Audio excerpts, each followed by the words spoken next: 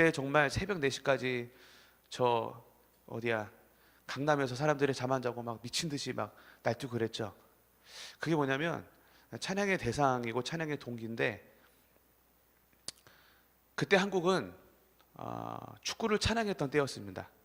찬양은 뭐냐면요, 대단한 게 아니고요, 와 하는 겁니다. 쉽게 얘기를 해서 맛있는 거 먹으면 어떠죠? 우와 진짜 맛있네, 이게 찬양이에요. 음식을 향한 찬양. 어유 저 사람 너무 멋지게 생겼는데 그 사람을 향한 찬양. 어유 쟤 운동 너무 잘해, 운동을 향한 찬양. 찬양은 그런 겁니다. 감탄하고 인정하고 고백하는 것이죠. 그게 찬양의 기본 원리입니다. 그때 한국은 찬양했어요. 열광적으로. 뭐를? 월드컵을. 근데 그때 누가 그거 하라고 새벽 4시까지 하라고 누가 돈 준 적이 있나?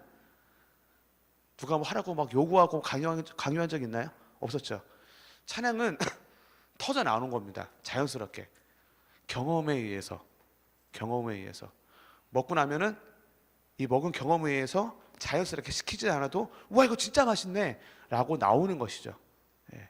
그래서 찬양은 강제로 될 수 있는 게 아닙니다. 찬양은 너무나 자연스러운 거예요. 뭐에 대한 자연스러움이냐면 경험에 대한 자연스러움이죠. 그 경험을 성경에서는 안다라고 표현을 합니다. 예. 그래서 찬양에 있어서 아는 게 너무너무 중요합니다. 뭘 아느냐면은 우리가 예배하는 하나님이 어떠신 분인지를 아는 게 너무너무 중요합니다. 질문이 하나 있습니다. 영생이 뭘까요? 영생하면 제일 먼저 생각하는 게 뭐죠? 영원히 사는 거, 영생. 예. 맞긴 하는데요, 성경에서 말하는 영생의 정의가 있습니다. 여기 제가 안 써놨네요. 영생에 있군요. 4번에 2번에 보면 하나님은 아는 건 나오죠. 요한복음 17장 3절입니다.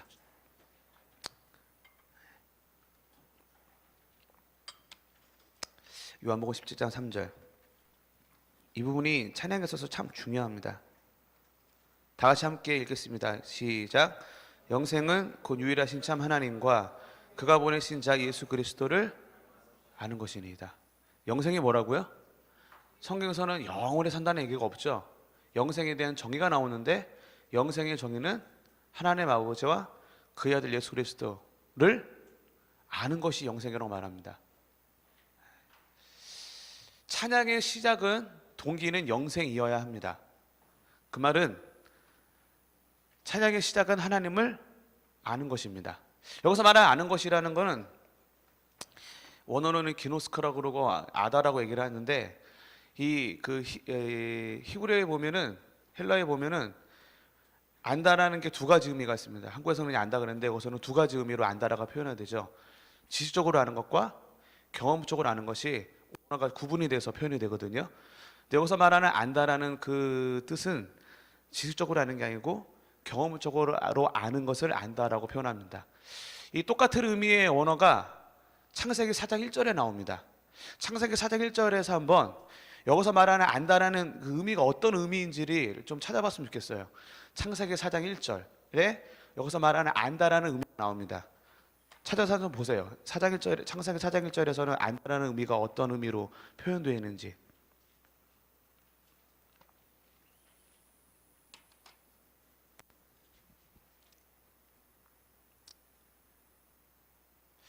한국말로 보면은 잘 표현이 안 돼요. 신약의 헬라어로는 기노스코라고 그러고 히브리어로는 아다라 그랬는데 그게 같은 안다는 뜻이거든요. 그러니까 창세기 4장 1절에는 아다라는 단어가 나오고, 신약에서는 기노스코라는 안다라는 단어가 나오는데 이게 같은 의미거든요. 근데 한국말에서는 그게 잘 표현이 안 되죠.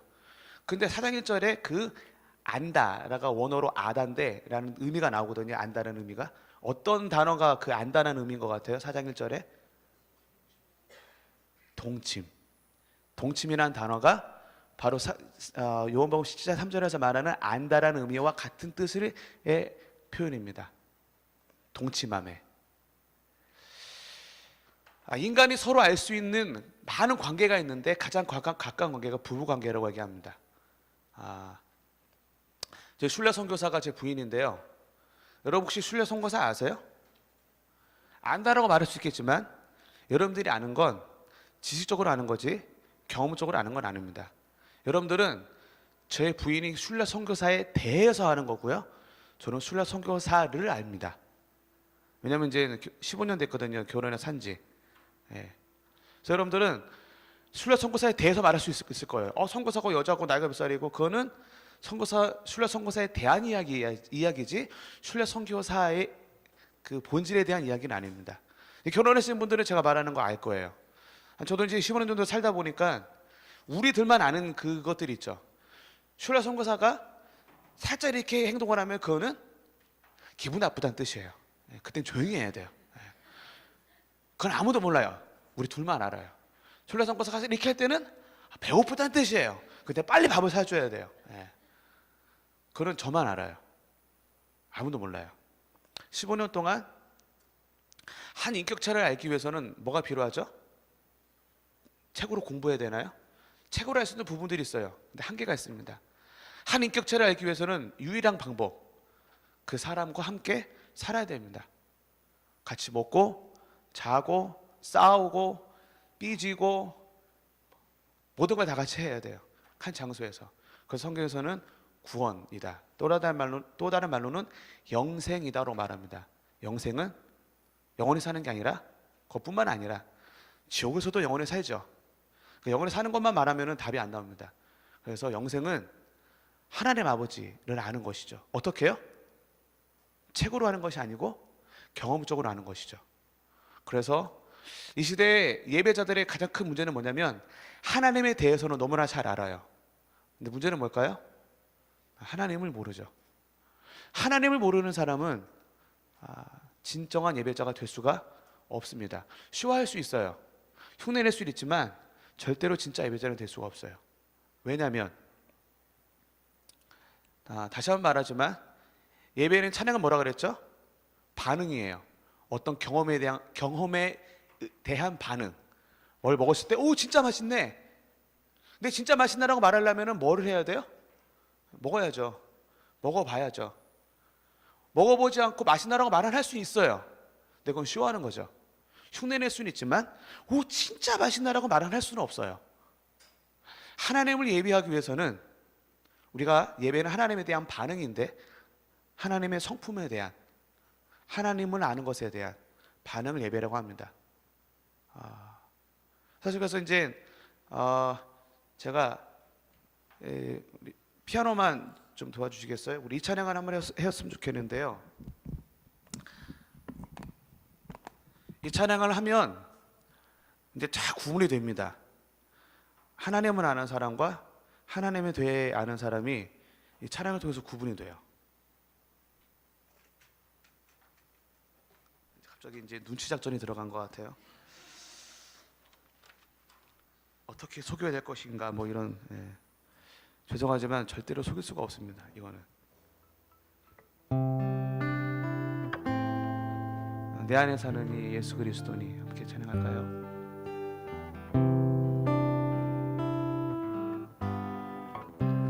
내 안에 사는 이 예수 그리스도니 나의 죽음도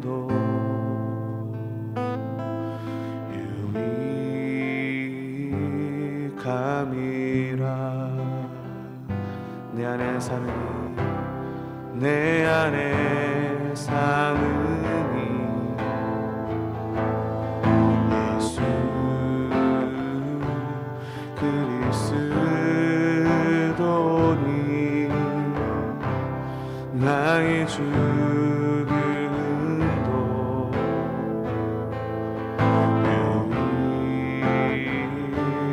유익함이라. 나의 왕 내 노래 내 생명 내 생명 또 내 기쁨 나의 길 나의 것 내 평화 나의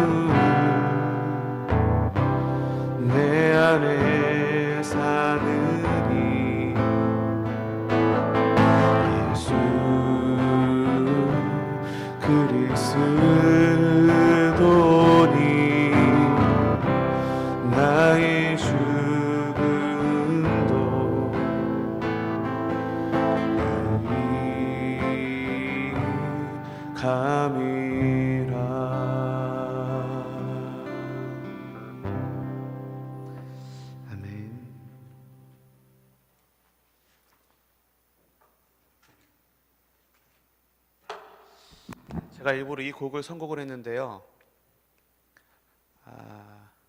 이 찬양을 하나님께 드리기 원한다면 그 피아노 치는 거 연습할 필요는 없고요. 하지만 반드시 해야 될 게 있습니다. 하나님이 나의 왕이시라는 것을 반드시 경험하셔야 돼요. 그때야 비로소 나의 왕이라고 고백할 수 있게 됩니다. 그걸 경험하지 못하면 그 사람은 쇼하는 거예요. 흉내내는 거예요. 예배자가 왜 힘드냐면 노래를 잘하려고 이거 한 5분만 연습하면 배울 수 있어요. 노래는. 근데 예배는 5분 만에 배울 수가 없죠. 근데 이걸 속일 수가 있을까요, 없을까요? 하나님 내 왕이 아닌데 왕이라고 고백하는 거를 일단 하나님은 못 속이겠죠. 사람들도 속일 수 있을까요, 없을까요? 절대로 못 속입니다. 영으로 예배를 하면요, 예를 들어서 우리가 강아지를 속일 수 있을까요, 없을까요? 내가 강아지 한 마리가 있어. 너무 얄면서 제일 때리고 싶은데 너무 빠르니까 내가 잡을 수는 없어. 그래서 내가 얘기해요. 일로 와, 일로 와. 일로 와, 내가 맛있는 거 줄게. 그 강아지가 올까 안 올까요? 정신이 멀쩡한 강아지는 절대 안 옵니다. 제 의도를 알아요. 강아지도 꽃들도 자연만물도 내가 정말 걔를 사랑하는지 안 사랑하는지 알거든요. 근데 영적인 존재인 사람은 더 잘할까요? 더 잘 모를까요? 당연히 더 잘알죠. 속일 수가 없습니다. 하나님도 못 속이고 사람도 속일 수가 없고. 그래서 그렇게 음악 잘하고 노래 잘하는 사람 예배자들이 많지만 진짜 예배자가 많이 없는 이유는 하나님이 나의 왕이셨던 경험이 한 번도 없는 거예요. 하나님을 아직 모르는 거죠. 다시 한번 영생은 하나님을 아는 것인데 그 아는 게 책 봐서 아는 것이 아니고 경험적으로 아는 것인데 어떻게? 하나님이 정말 내 인생의 왕이라는 걸 경험하게 되면은 표현하지 말라도 자연스럽게 맛있는 거 먹으면 와 맛있다 말하는 것처럼 주님은 정말 나의 왕이십니다 라고 표현이 되는 것을 예배라고 얘기합니다. 이해되셨나요? 그래서 예배 시작은 열심히 노래방 가서 노래 연습하는 것도 아니고 열심히 피아노 연습하는 것도 아니고 그런 것 없이도 예배는 음악이 아니기 때문에 음악이 없어도 얼마든지 할 수 있는데 하지만 반드시 예배자가 될 거 한 가지가 있다면 영생이 필요합니다. 하나님을 아는 것이 필요합니다. 얼마큼 알아야 되냐면 저 많이. 여기 보면은 나의 왕이라는 표현이 나오고 또 뭐가 나오죠? 내 노래, 내 생명, 내 기쁨. 이거 정말 어려워요. 정말 어려워요. 예를 들어서 우리 자매들, 우리 어떤 형제가 있는데 안 사랑해. 하나도 안 사랑하는데 사랑한다고 고백하면 기분이 좋을까요, 안 좋을까요? 귓방매이를 그냥 이렇게. 날 농락하는 것도 아니고. 왜 예배가 힘드냐면요, 많은 예배가 주일만 되면은 전 세계에서 어마어마한 예배들이 있죠. 사실 이제 예배를 해서 깊이 알려면 구약을 공부해야 되는데 이사야서나 선지서들을 공부하면 하나님이 우리가 드린 예배에 대해서 하나님은 거지 새끼가 아니거든요. 하나님은 거지가 아니에요. 우리가 드리는 예배를 역겨워하고 토하고 싶고 하는 예배들이 있을까요, 없을까요? 있는 게 아닌 종류가 아니라 너무 많죠. 정말 귓방매를 날리고 싶은, 사랑하지 않은데. 여러분 결혼해봐요. 결혼하고 난 다음에 우리 여성 동지들이 항상 요구하는 게 있죠. 최소의 하루에 한 번은 여보 사랑해, 이걸 항상 듣기를 원합니다. 하나님 그렇게 창조하셨기 때문에 어쩔 수가 없어요.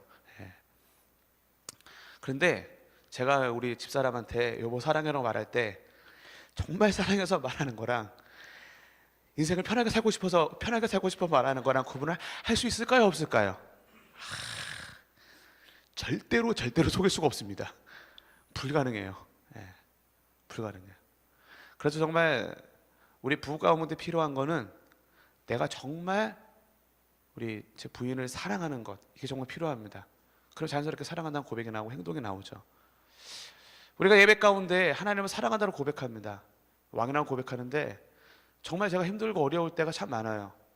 왜냐하면 내 삶 가운데 솔직히 하나님보다 더 사랑하는 우상들이 있을 수가 있거든요. 그때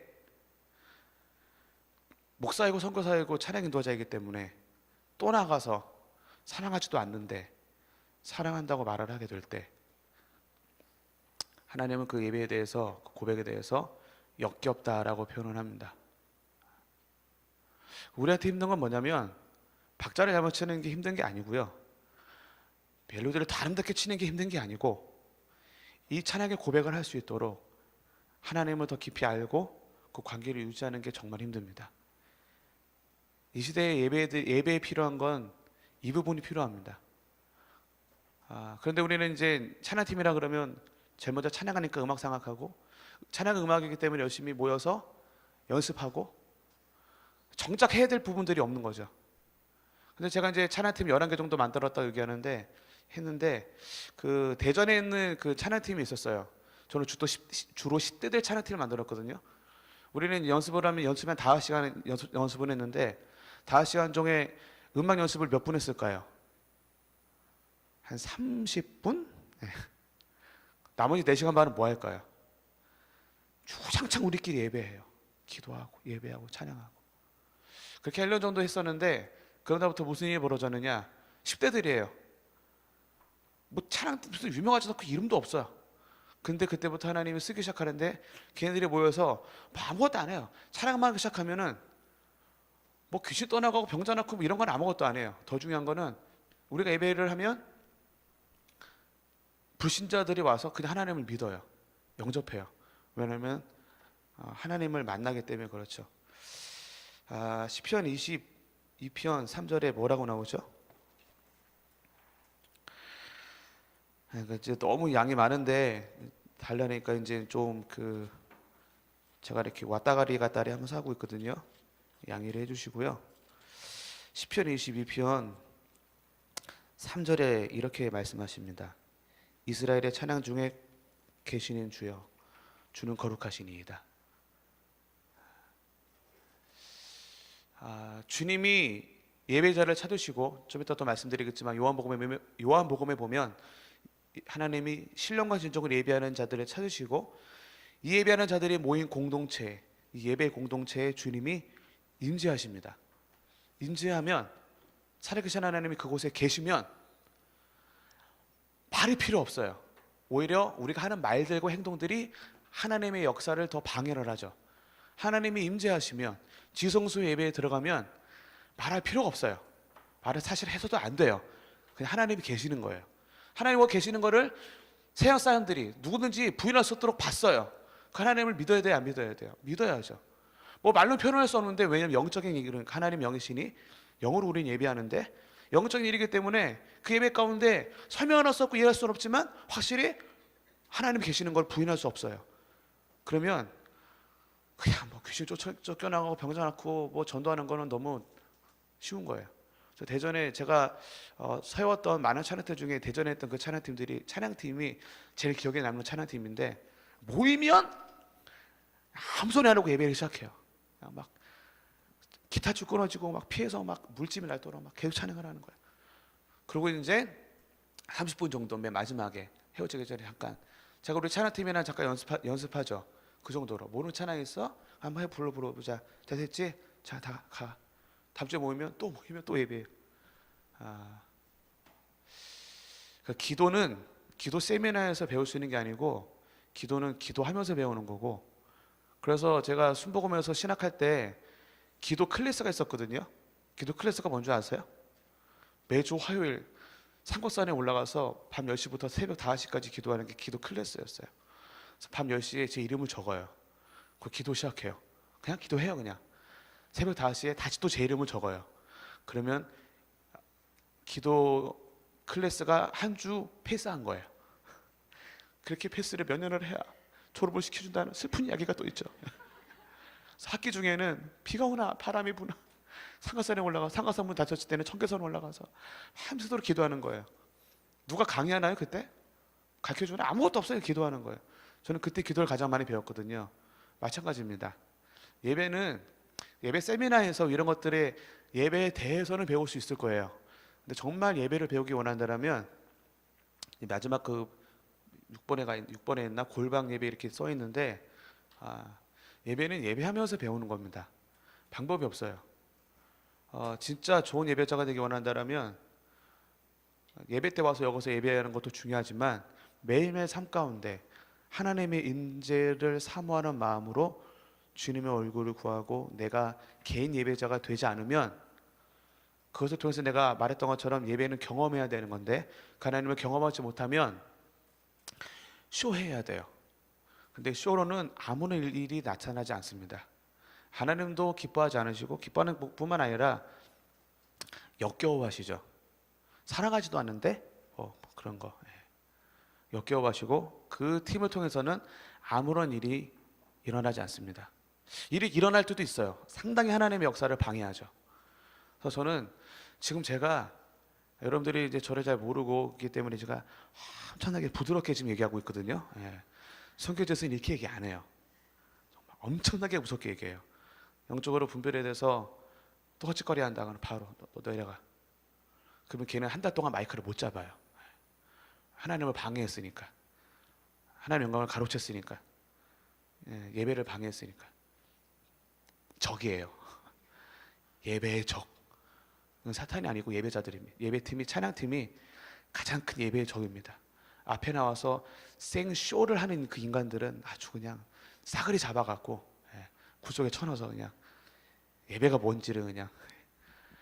그래서 이제 10대 드러머였잖아요. 걔가 처음에 드럼 칠 때 어떻게 친 줄 아세요?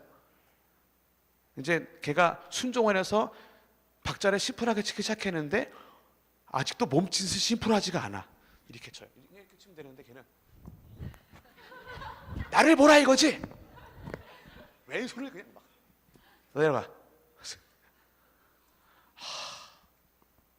하나님의 영광을 가로채는 것들, 예배 가운데 하나님께 집중하지 못하게 하는 것들은 싸그리 잡아가고 그냥 일렉기타 치는 애들 어떻게 치는지 아시죠? 나를 보란 말이야 이러면서 아주 그런 것들을 그냥 어제 목사님 말했던 것처럼 붕둥병 걸려 그냥 손가락 다 그냥 막 이렇게. 제가 웃으면서 얘기하는데요. 선교제에서는 이 얘기를 되게 심각하게 얘기하거든요. 안 하는 게 나아요. 하나님이랑 그렇게 장난하고 하나님 영광을 가로챌 바에는 그냥 하지를 마세요. 주일만 되면 하나님이 어떠실 것 같아요? 주일만 되면 전 세계 교회가 예배를 드리는데 너무 기뻐하실까요? 토를 하실까요? 저는 이제 예배 사역을 오래 하다 보니까 많은 찬양팀들 아는데 제 개인적으로는 전 세계에 있는 찬양팀 중에 하나님이 기뻐 쓰시는 찬양팀이 몇 퍼센트 정도 될까요? 전 세계 찬양팀이 몇 개가 있을까요? 제가 보기에 한 50만 개 될 것 같아. 모든 교회들이 다 있으니까 찬양팀들은. 그 50만 개 정도의 찬양팀 중에 하나님이 진짜 기뻐하시는 찬양팀은 얼마나 될까요? 제가 보기에 5%? 될라나 모르겠어요. 우리가 예배한다고 다 예배가 아닙니다. 찬양한다고 찬양이 다 아니고 예배자라고 다 예배자가 아닙니다. 그래서 정말 예배자한테 필요한 건 하나님을 아는 게 필요합니다. 첫 번째, 하나님 아는 거. 영생이 필요합니다. 영생. 그래서 하나님을 경험하잖아요. 찬양이 나와요. 하나님이 진짜 나의 왕이시라는 걸 경험하고 나면 주님 정말 주님은 나의 왕이십니다. 찬양이 자연스럽게 나오는 것이죠. 예를 들어서 문제가 있어요. 두 크리스찬이 있는데 둘 다 죄를 졌어요. 근데 A라는 사람은 용서하는 하나님을 알고 B라는 사람은 용서하는 하나님을 몰라요. 똑같이 하나님 믿고 똑같이 죄를 졌어요. 근데 다른 현상이 벌어지죠. 용서하는 하나님을 아는 사람은 하나님께 가까이 갈까요? 멀어질까요? 가까이 가겠죠. 용서하는 하나님을 모르는 사람은 가까이 갈까요? 멀어질까요? 멀어지겠죠. 참 아이러니해요.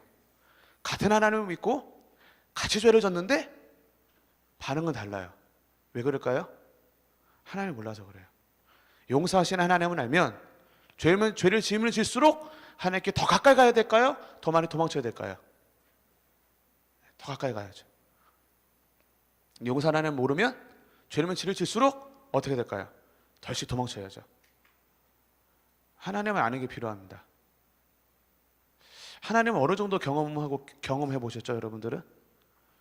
진짜 하나님이 나의 왕이심을 경험해 보셔야 됩니다. 예배자가 되기 원한다면 내 삶에 책임져 주시는 하나님, 나의 노래가 되신 하나님, 나의 기쁨이 되신 하나님, 그 무엇과도 바꿀 수 없는 하나님, 나의 목자가 되시고 나의 사랑이 되시고 나의 남편이 되시고, 그 하나님을 경험을 해야지 그때부터 예배가 시작이 됩니다. 근데 제가 제일 힘든 건 뭐냐면, 하나님을 사랑한다고 고백하는 게 예배자로서 제일 힘들어요. 여러분들은 모르지만 여러분들은 저에 대해서 알지 저를 모르거든요. 얼마나 포장할 수 있어요, 선교사로서 목사로서. 근데 하나님을 속일 수가 없잖아요. 내가 내 삶 가운데 지금 하나님보다 더 사랑하는 게 있는데, 포기할 수 없는 것들이 있는데, 또 찬양 기도를 하라니까 또 나와서 하나님 사랑합니다라는 고백을 해야 되는 그 시점에 너무 어려워요. 박자가 어려운 게 아니고요, 멜로디가 어려운 게 아니고, 이 고백을 정말 해야 되는데 하지 못하면 그게 뭐냐, 사랑하지도 않는데 사랑한다고 얘기하는 거예요. 정말 기분 나쁘거든요. 농락하는 거죠. 많은 예배들이 하나님을 농락합니다. 사랑하지도 않는데 사랑한다고, 사랑하지 않으면 사랑한다고 말을 하지 말든가 차라리. 근데 우리는 고백을 해야 되거든요. 찬양 팀이니까. 그게 너무 어려워요. 그게 너무 어려워요. 근데 이게 되면요, 음악을 못하고 악기가 없어도, 이것은 영적인 사역이기 때문에 박수만 치면서도, 기타가 없고 드럼이 없어도 피아노가 없어도 가정 예배 드리면서 박수만 치면서라도 멜로디가 틀리고 박자가 틀릴 수 있어요. 하지만 정말 이렇게 고백하기 시작하면 그때 하나님이 역사를 하십니다. 왜냐하면 그 예배 가운데 주님이 거하시기 때문에. 예배의 끝점은 그 예배 가운데 주님을 거하시게 만들어야 되는 거거든요. 하나님이 어디에 거하시느냐? 하나님을 예배하는 곳. 근데 예배가 되게 쉽지가 않거든요. 예배된 것들을 제가 많이 이제 할 수 있는 까지 얘기하겠지만, 예배가, 고백이, 찬양이 절대로 쉬운 게 아닙니다. 근데 정말 그렇게 예배하는 그곳에는, 두세 사람이 주님 이름을 모여서 주님을 예배하는 그곳에는 주님이 임재하십니다. 주님이 임재하시면 그것이 어디가 됐든, 프레셔션이 있든 없든, 박자가 틀리든 말든, 멜로디가 어찌됐든 그런 건 전혀 안 중요해요. 하나님 임재하시면 끝난 겁니다. 지성소의 찬양인 것이죠. 근데 그것을 하기 위해 시작은 내가 하나님을 아는 거예요. 왜냐하면 하나님을 알지 못하면 절대 그렇게 고백할 수 없고, 그렇게 고백하지 않으면 주님 절대 그 자리에 임재하지 않으시기 때문입니다. 그래서 우리 예배자들한테 제일 중요한 건 뭐냐면, 스킬도 중요하죠. 근데 지금은 시대가 발달해서 요즘 세션들 음악하는 친구들 보면 정말 우리 때보다 훨씬 더 음악을 잘해요. 근데 확실히 영성은 떨어져요. 확실히 뭐가 비어있는 것 같아요. 저는 지금 여러 교회를 다니기 때문에 전반적인 얘기, 우리 교회뿐만 아니라 전반적인 얘기를 하는 거거든요. 쇼를 너무 잘하고 음악을 잘하는데 본질이 빠져있어요. 그건 하나님과의 관계입니다. 그래서 박수만 치면서 찬양하라 상관없어요. 기타 보셔라 상관없어요. 여러분, 음악으로 하나님을 감동시켜서 생각하지 마십시오. 그건 정말 큰 착각입니다. 음악을 누가 만드셨죠? 하나님이 음악을 만들었거든요. 하나님은 절대로 이야 네 리듬 끝내줘, 나 감동했어, 절대로 그러지 않으세요. 피아노 죽이는데 막 오늘 아주 내가 은혜 받았어, 하나님 절대로 안 그러세요. 음악을 만드신 분이 하나님입니다. 자꾸 음악으로 승부하려고 그러지 마세요. 음악으로는 하나님과 승부가 안 돼요. 음악을 창조하신 분이 하나님이기 때문에 우리는 다른 걸로 승부해야 돼요. 그래서 하나님과의 관계입니다. 그래서 내 안에 사는 이 예수 그리스도시니 나의 죽음도 유익합니다. 를 고백하고 원하면 날마다 죽는 거를 고백해야 되고, 그렇게 살아야 되고, 넘어지면 다시 주님께 나가야 되고, 다시 회개해야 되고, 이게 예배자의 삶입니다. 지금 이 시대는 절대 너 죽으라 그러지 않죠. 이 세상의 중심은 너야, 네가 제일 중요해, 나는 나야 라고 말하는 시대에 살고 있습니다. 그런데 이런 시대에 살면서 누가 죽는 걸 원하죠? 다 출세하기 원하고 다 잘 먹고 잘 살기 원하는 시대에 누가 무명으로 누가 잘 죽기를 원하냐고요.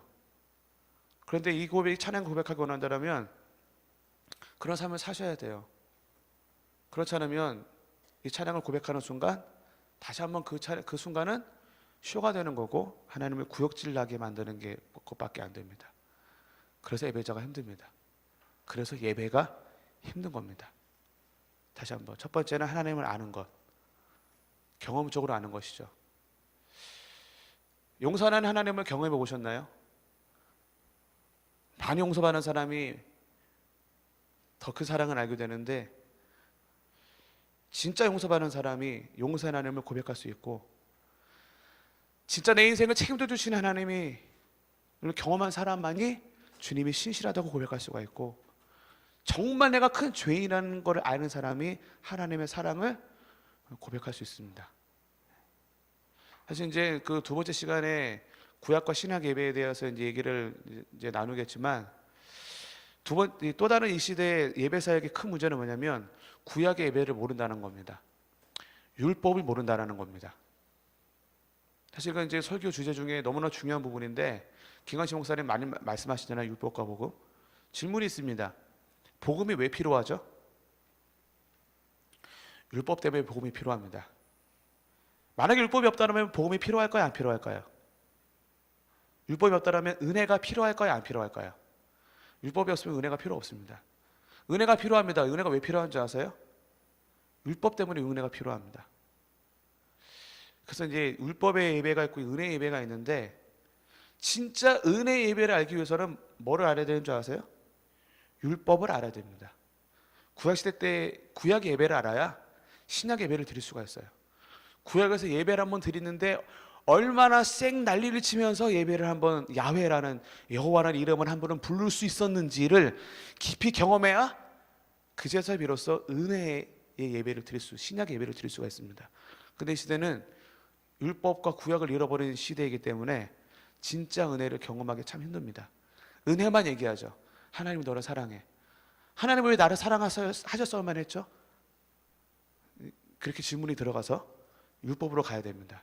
율법을 알면 알수록 우리는 은혜를 찾게 됩니다. 율법을 알면 알수록 우리가 하나님을 예배하는 게 얼마나 큰 은혜일 수밖에 없는지를 알게 됩니다. 그걸 은혜의 예배, 신학의 예배라 그러는데, 지금은 율법과 구약을 잃어버렸기 때문에 은혜가 같지가 않아요. 너무 감사하고 좋고. 여기 혹시 예배당 들어오면서 죽은 사람 있나요? 아무도 안 죽었죠. 이게 얼마나 큰 은혜인지를 알고 원한다면 구약을 알아야 돼요. 구약이 이었다면 죄를 갖고 예배당을 통과하는 순간 어떻게 됐을까요? 직사예요, 직사. 하나님은 거룩하신 분이기 때문에 죄랑 공존하지 못하시는데, 그래서 죄인인 채로 지성소에 들어가는 순간 바로 죽습니다. 아무도 안 죽었죠. 이걸 은혜라 그래요. 근데 그걸 은혜를 못 느끼는 이유는 율법을 모르기 때문이죠. 구약의 예배를 모르기 때문입니다. 그래서 이 시대는 은혜를 잃어버렸어요. 왜요? 율법을 모르니까, 구약을 모르니까. 그래서 레위기를 보면, 출애굽기를 보면 예배를 향한 처절한 몸부림이 나옵니다. 처절한 몸부림. 그 처절한 몸부림을 다 하고 난 다음에야 비로소 마지막에 야훼, 여호와 하나님의 이름을 한번 부를 수 있었어요.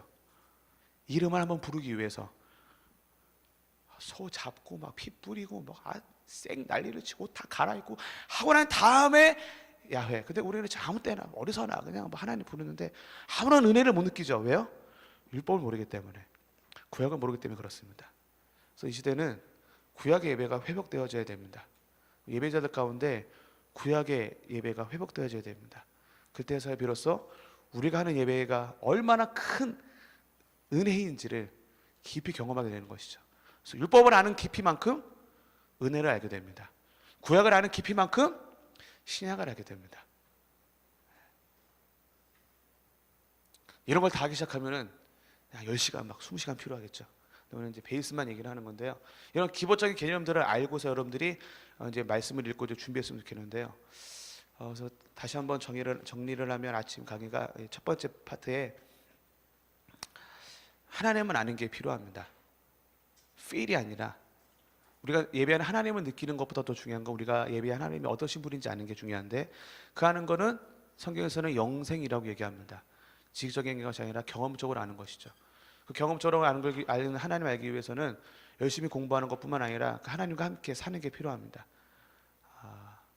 그래서 용서하시는 하나님, 나를 구원하신 하나님, 나의 기쁨이 되신 하나님, 목자가 되신 하나님, 반석이 되신 하나님, 뿌리 되신 하나님, 부인이 되신 하나님, 아버지 되신 하나님, 그 하나님을 경험하면 걸명할수록 깊이 경험한 자가 이제 진짜 예배자가 될 수가 있습니다.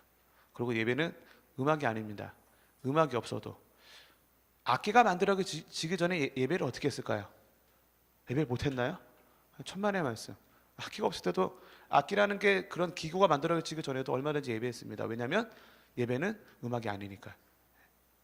예배는 하나님을 경험한 것에 대한 반응이 예배이기 때문에 하나님을 경험하게 되면 악기가 없어도 얼마든지 하나님 예배하게 됩니다. 미리암의 예배, 홍해를 건넜을 때 악기가 몇 개 쓰는 줄 아세요? 탬버린 하나. 탬버린 하나로 200만 원 인도합니다. 인도할 필요가 없어요. 왜? 다 구원한 하나님을 경험하고 나니까 예배하라고 부탁을 했었어야 될까요? 우리 다 같이 일어나서 찬양하시겠습니다. 그 멘트가 필요할까요? 우리 선도가 찬양할 수 있다 이렇게 했을까요? 홍해를 건넌 사람들은 어떻게 찬양했을까요? 허허 이러면서 찬양했을까요?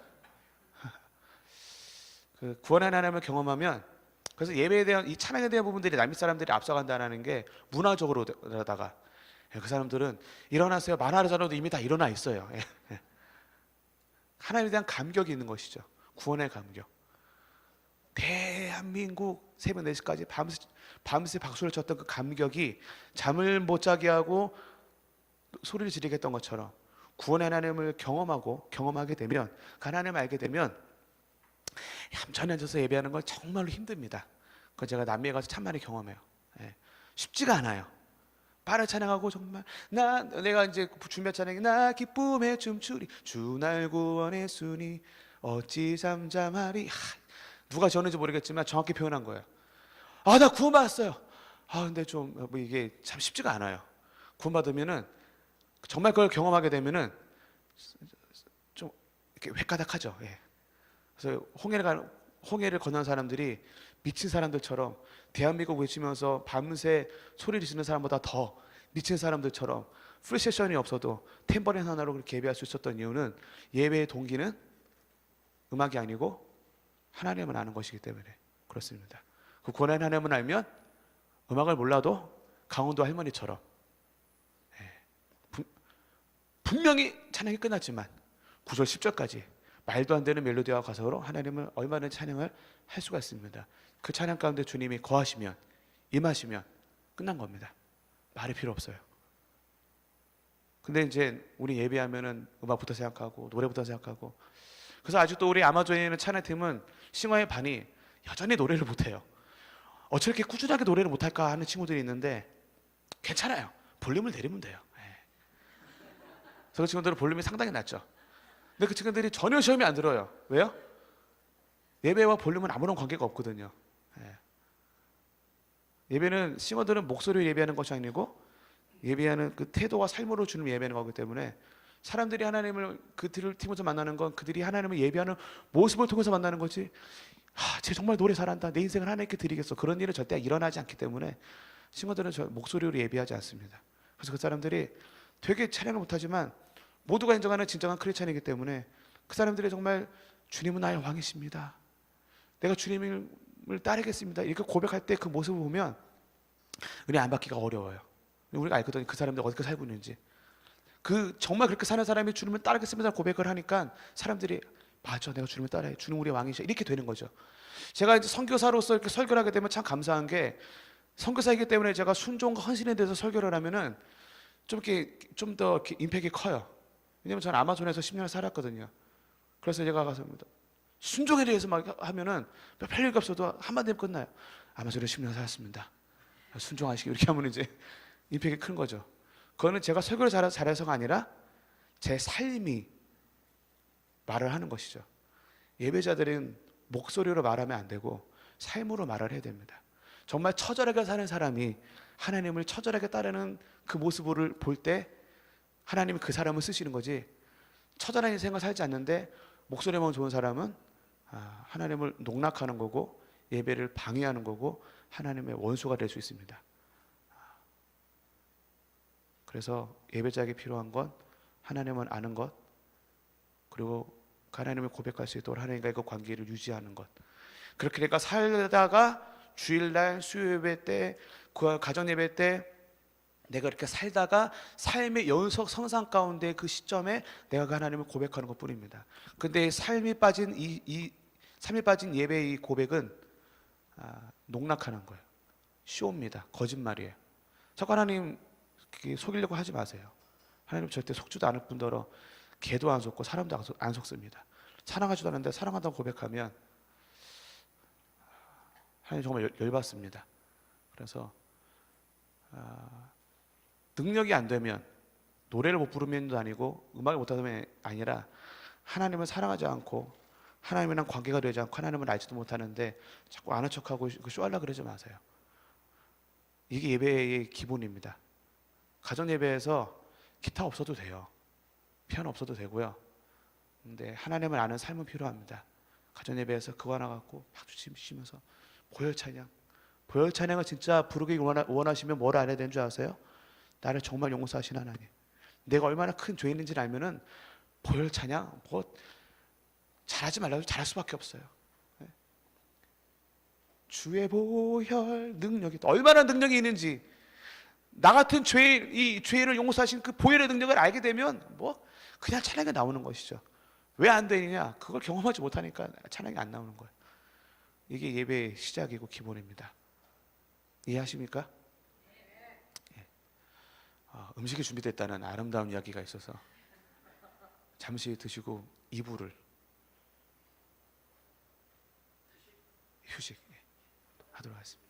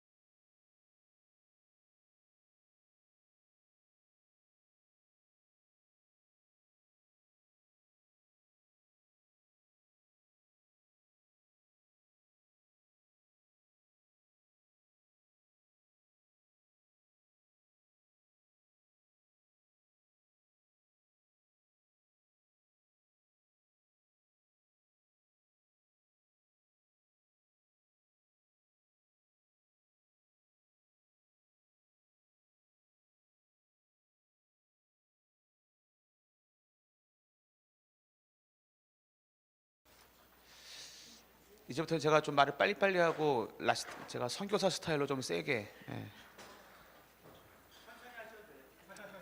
제가 말을 천천히 하면은 이렇게 사실 제 스타일은 세게 하는 스타일인데 너무 놀라실까봐. 예. 제가 또 세게 해야지 제가 말을 또 잘하고 그러거든요. 부드럽게 하려니까 되게 힘드네요. 예. 어색하고. 예. 제 스타일대로. 예.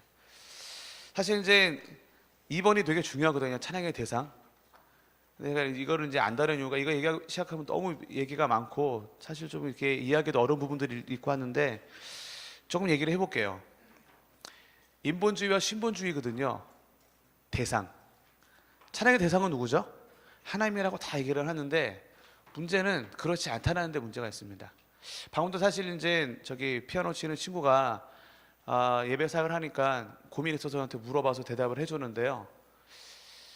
이 시대는 구약을 잃어버렸다 그랬죠. 구약을 잃어버리면 나타나는 현상 중에 하나가 인본주의입니다. 네. 그래서 지금 인본주의가 복음 안에 들어와 있고 예배 안에 들어와 있습니다. 그래서 많은 예배 가운데 예배 대상이 하나님이라고 말하지만 음악과 가사 중에 더 중요한 건 음악이 아니고 가사거든요. 음악은 가사를 서포터하는 역할이에요. 가사가 더 중요한데 가사 내용들을 보면 인본주의적인 가사가 너무너무 많아요. 특히 요즘에 나오는 가사들 보면. 예. 그래서 제가 두 번째 이번에 보면은 찬양과 복음성의 차이라고 해놨습니다. 굳이 얘기를 하자면 찬양의 대상은 하나님이고 복음성의 대상은 사람이거든요. 예를 들어서 하나님한테 이렇게 할 필요는 없겠죠. 혹시 이 찬양 아시나요? 당신은 지금 어디로 가나요? 제가 옛날에 전도할 때 많이 했던 찬양이거든요. 후렴이 이거예요. 예수 믿으세요. 예수 믿으세요. 찬양일까요? 복음성일까요? 복음성이죠. 하나님한테 예수 믿으세요 할 필요는 없겠죠. 첫 번째 이게 구분이 돼야 돼요. 구분이. 근데 지금 이게 섞여 있어서 되게 헷갈려요. 복음성이 필요 없다고 말하고 싶지는 않습니다. 필요하죠. 서로 축복하는 거. 당신은 사랑받기 위해 태어난 사람. 하나님한테 당신은 사랑받기 위해 필요 없잖아요. 이게 일단 구분이 먼저 돼야 돼요. 그래서 경배와 찬양과 복음성의 차이. 경배와 찬양의 대상은 하나님이고 복음성의 대상은 사람이다. 이걸 섞으면 안 돼요. 그래서 오늘은 경배와 찬양에 대한 부분이니까. 근데 이제 요즘에 나오는 그 마커스나 그 어노인티 저도 많은 찬양 좋아하거든요. 근데 시대 흐름이기 때문에 어쩔 수 없는 것 같은데 가사들을 많이 보면 이제 하나님께 집중되어 있지 않고 나에게 집중되어 있는 가사들이 참 많다라는 걸 보게 됩니다. 신세 한탄 내지는 나는 위로가 필요해요. 나는 뭐 이런 이제 시대적 흐름으로다가. 근데 그런 거는 아무리 멜로디가 좋아도 복음송이죠. 찬양이 아닙니다. 그리고 지금은 제가 이제 저번 주 철야 예배 때 말씀드렸던 찬송가에 대한 부분. 지금 하는 찬양들 중에 100년 후에 부를 찬양들이 있을 것 같아요? 없을 것 같아요? 요즘 우리가 부르는 찬양들 제가 보기엔 많이 없을 것 같습니다. 너무 많이 새로운 찬양들이 안 하고 너무너무 많이 바뀌거든요. 근데 찬송가들은 200년, 300년 전에 우리 선조들이 불렀던 찬양들이거든요. 근데 지금도 부르고 있죠. 왜냐하면 깊이가 다릅니다. 깊이가. 제가 아까도 저 친구한테 얘기했지만 우리는 옛날 것들을 무시하는 경향들이 있는데요. 여러분 옛날 것들을 무시하면 안 됩니다. 복음에 대한 부분도 그렇고요. 예배에 대한 부분도 그런데 복음에 대한 이해와 예배에 대한 이해가 우리가 우리 선조들보다 절대 낫지가 않습니다. 왜냐하면 우리 선조들은 100년, 200년 전에는 인터넷도 없었고 텔레비전도 없었고 전화기도 없었습니다. 그분들은 할 게 없었기 때문에 정말 그 고요한 가운데 복음에 대해서 예배에 대해서 하나님에 대해서 그 묵상의 깊이가 어마어마해요. 저는 이제 그 중남미에서 사역할 때 복음에 대한 설교를 엄청나게 많이 합니다. 사실 여기서도 이제 기회가 되면 복음에 대한 설교를 사실 이건 너무너무 길고 이제 방대하기 때문에 힘들긴 하지만 신학교에서 복음에 대해서 지금 3년째 얘기를 하고 있어요. 모일 때마다 3개월에 1주씩 모이는데 저는 집회할 때마다 복음에 대한 얘기를 하거든요. 복음이 사실 쉬운 주제가 아닙니다. 근데 요즘에는 인본주의적 복음이 들어와서 복음이 너무 가벼워지고 너무 쉬워졌어요. 하나님 당신을 사랑하십니다. 뭐 이런 걸로 다 끝나버리는 거죠. 근데 우리 선조들이 썼던 복음에 대한 그 책들을 보면 예전에 제가 500페이지가 넘는 복음에 대한 책을 봤거든요. 첫 번째 쇼크는 뭐였냐면 500페이지가 넘게 할 얘기가 있어 복음에 대해서. 그게 쇼크였고요. 두 번째 그걸 다 읽었는데 못 알아듣겠더라고요. 3번 읽었어요. 3번 읽고 난 다음에 와. 근데 그거에 우리 선조들 200년, 300년, 400년 전에 계셨던 선조들이 쓴, 아니면 교부들 뭐 1500년 전에 1700년 전에 살았던 교부들이 썼던 그런 책들을 읽잖아요. 그분들이 이해했었던 복음의 깊이와 우리가 이해하고는 복음의 깊이는 정말, 사실 비교하는 게 되게 창피한데, 우리가 이해하고는 복음의 깊이는 너무 애들 장난하는 것 같아요. 너무 수준이 낮아요. 사형리로 한 방에 끝내고 뭐 이렇게 대충 뭐 하나님 사랑합니다, 당신 사랑합니다 이런 거 끝내고 그러는 게 아니거든요. 근데 예배도 마찬가지입니다. 그래서 우리 선조들은 그 찬양의 작사 작곡할 때 멜로디에 목숨 안 걸었어요. 가사에 목숨 걸었습니다. 그리고 가사가 만들어지고 난 다음에 가사를 잘 표현할 수 있는, 서포트할 수 있는 멜로디를 첨가시킨 것뿐이죠. 근데 지금은 가사에 목숨을 걸까요? 멜로디에 목숨을 걸까요? 정말 너무 현란하고 너무 정신없고 쓰잘데기 멜로디가, 리듬들이 너무 많아요. 왜냐하면 그래서 가사에 깊이가 없고, 그래서 백년후에 부를 찬양들이 없다라고 얘기를 하는 겁니다. 예배 대상은 하나님입니다. 하나님께 집중해야 돼요. 그래서 콘티 짜는 방법은 뭐 얘기 나왔는데, 콘티 짤 때 여러 가지가 있는데, 일단 복음성과 경배 찬양을 구분을 하셔야 되고요.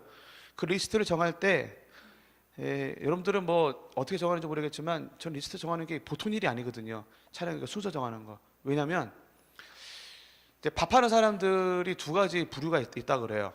요리하는 사람이, 자기가 좋아하는 거 요리하는 사람이 있고, 먹을 사람 생각하면서 그 사람이 좋아할 요리를 할 사람이 있는데, 좋은 요리사는 요리사가 좋아하는 음식을 만드는 게 좋은 요리사일까요? 먹을 사람이 좋아하는 요리를 만드는 게 좋은 요리사일까요? 당연하죠. 요리하는 목적이 상대방이니까, 먹을 사람이니까. 이게 뭘 말하고 싶냐면요, 예배 대상이 하나님이라면 하나님께 집중해서 나가야 되는데, 리스트를 짜야 되는데, 우리 리스트를 짤 때 어떻게 하죠? 이 멜로디 죽이는데? 멜로디 죽이는 거랑 하나님이랑 아무런 관계가 없어요. 아무런 관계가. 이미 인본주의가 예배 가운데 들어왔기 때문에, 하나님이 어떤 요리를 드려서 하나님 어떤 예배가 여기가 집중하지 않고, 이 멜로디는 제 사람들이 저놈들이 좋아할 것 같고, 이거는 이런 식으로 나가는 거죠. 그래서 이제 예배가 엉망이 되는 겁니다.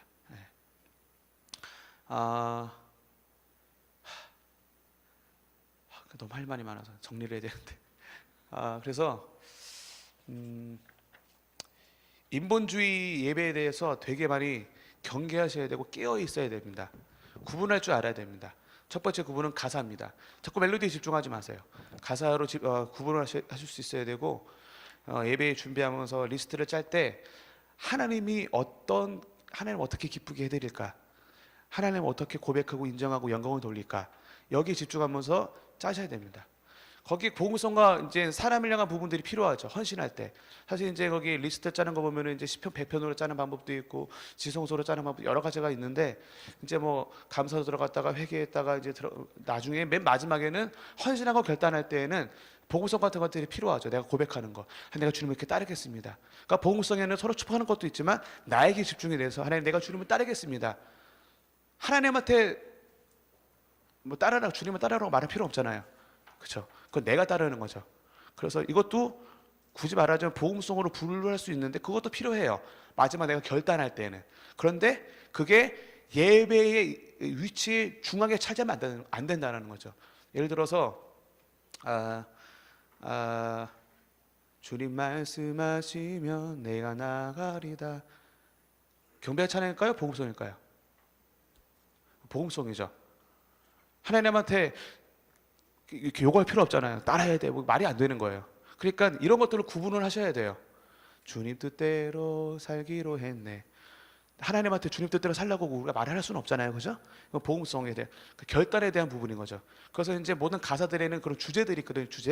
주제를 파악해야 됩니다.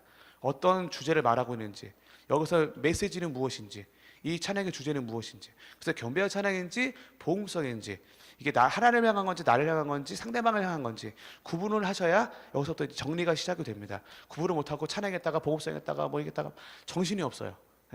근데 미국 같은 경우는 이게 되게 잘 구분되어 있거든요. 워십과 이렇게 복음성이 구분되어 있는데, 우리나라에 섞여 있어요. 그래서 헷갈립니다. 그래서 찬양의 대상은 하나님이기 때문에 거기에 집중하는 게 중요하다라는 말씀을 드렸습니다. 3번의 찬양의 정의가 이제 아까 말했던 것 찬양 음악이 아니고 하나님과의 관계다 얘기했는데 여기를 좀 더 구체적으로 보면은 요한복음 4장에 우리가 잘 아는 수가성의 여인이 나오죠. 수가성의 여인이 하나님을 만나자마자 예배에 대한 질문을 합니다. 근데 질문에 보면은 항상 잘못된 질문은 잘못된 답변을 낳죠. 잘못된 질문을 합니다. 요한복음 4장 20절에서 이렇게 얘기하죠. 우리 조상들은 이 산에서 예배하였는데 당신들의 말은 예배할 곳이 예루살렘에 있다 하더이다. 이렇게 물어봅니다. 장소에 대한 질문을 하죠. 그러니까 21절 예수님이 뭐라고 대답합니까? 예수께서 이르시되 여자여 내 말을 믿으라. 이 산에서도 말고 예루살렘에서도 말고 너희가 아버지께 예배할 때가 있다. 본질에 대한 이야기거든요. 그러니까 사마리아 사람들은 계속 이스라엘 사람들이라는 그런 관계 가운데 있었기 때문에 예배를 하고 싶었는데 예배하는 장소가 자기들이 가기 어려운 곳에 있었어요. 그러니까 이제 나 예배하고 싶은데 어디에서 해야 되냐고 물어보니까 하나님이 예수님이 뭐라고 대답하냐면 장소가 아니고 뭘 얘기하죠? 하나님을 얘기하죠. 하나님께 예배할 때가 있다. 예배의 본질입니다. 그 말은 즉 다시 한번 말하지만 예배는 장소, 리듬, 박자, 목소리 그런 데 있지 않습니다. 예배의 본질은 하나님께 있습니다. 왜냐하면 예배 대상이 하나님이기 때문에. 좀 더 구체적으로 보면은 너희는 알지 못하는 것을 예배하고 우리는 아는 것을 예배한다. 아는 것. 다시 한번 아는 것 나왔죠. 그래서 정말 우리가 예배하는 하나님이 어떠신 분인지 아는 게 너무 중요하고요. 23절.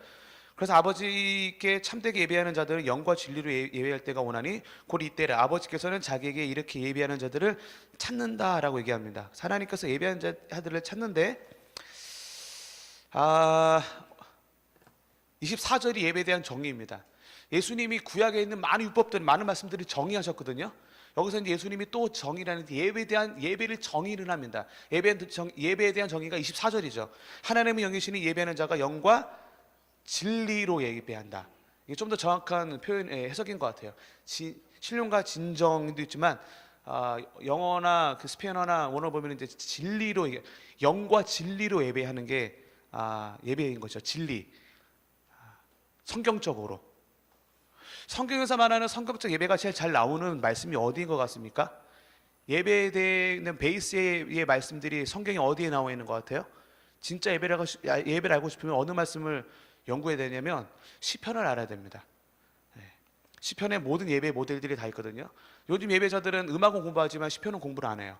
시편이 모든 예배의 기준들이 나오는데 그래서 신령과 진리, 하나님의 말씀과 하나님의 방법대로 예배를 해야 되는데 하나님의 방법대로 예배하지 않고 내 필대로 내가 하고 싶은 대로 하기 때문에 신령과 진리로